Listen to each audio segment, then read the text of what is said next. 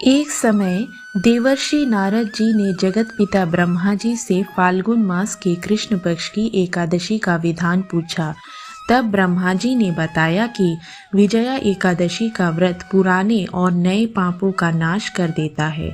यह एकादशी समस्त मनुष्य को विजय प्रदान करती है। त्रेता युग में मर्यादा पुरुषोत्तम श्री राम जी को जब 14 वर्ष का वनवास हो गया, तब वे श्री लक्ष्मण तथा सीता जी सहित पंचवटी में निवास करने लगे।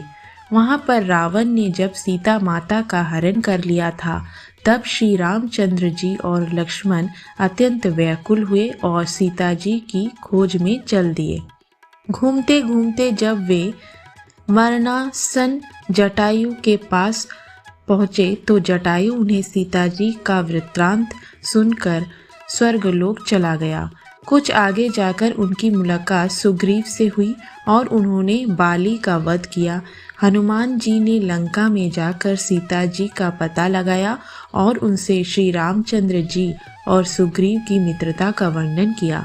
वहां से लौटकर हनुमान जी ने भगवान राम के पास आकर सब समाचार कहे।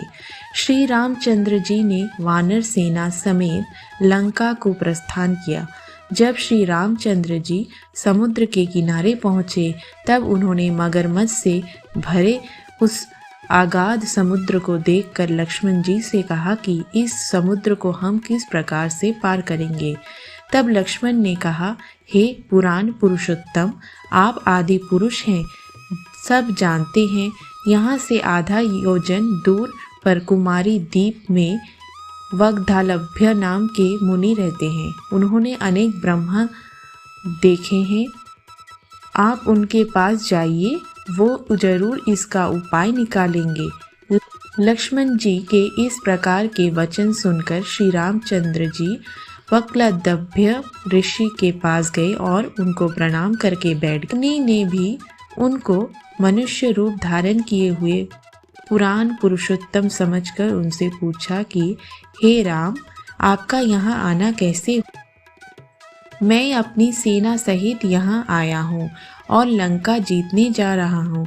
आप कृपा करके समुद्र पार करने का कोई उपाय बताइए। मैं इसी कारण आपके पास आया हूँ।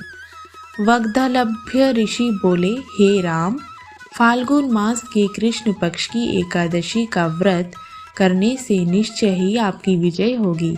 साथ ही आप समुद्र भी अवश्य पार कर लेंगे।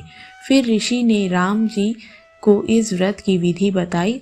उन्होंने कहा कि दशमी के दिन स्वर्ण, चांदी, तांबा या मिट्टी का एक घड़ा बनाएं। उस घड़े में जल भरकर 5 पल्लव रखकर घड़े को वेदिका पर स्थापित करें। उस घड़े के नीचे ततंजा और ऊपर जौ रखे। उस पर श्री नारायण भगवान की मूर्ति स्थापित करें। एकादशी के दिन स्नान आदि से निर्वृत्त होकर धूप, दीप, नैवेद्य, नारियल आदि से भगवान की पूजा करें। इसके बाद घड़े के सामने बैठकर पूरा दिन व्यतीत करें और रात्रि भर जागरण करें। द्वादशी के दिन नित्य नियम से निर्वृत्त होकर उस घड़े को ब्राह्मण को दे दें।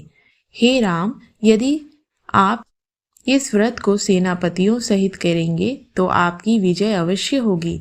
श्री रामचंद्र जी ने ऋषि के कथनानुसार इस व्रत को किया। इस व्रत के प्रभाव से उन्होंने लंका पर विजय पा ली।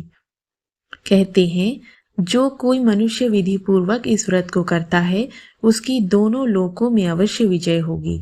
श्री ब्रह्मा जी ने नारद जी से कहा था कि हे पुत्र, जो कोई इस व्रत का महत्व को पढ़ता या सुनता है, उसको वाजपेय यज्ञ का फल प्राप्त होता है।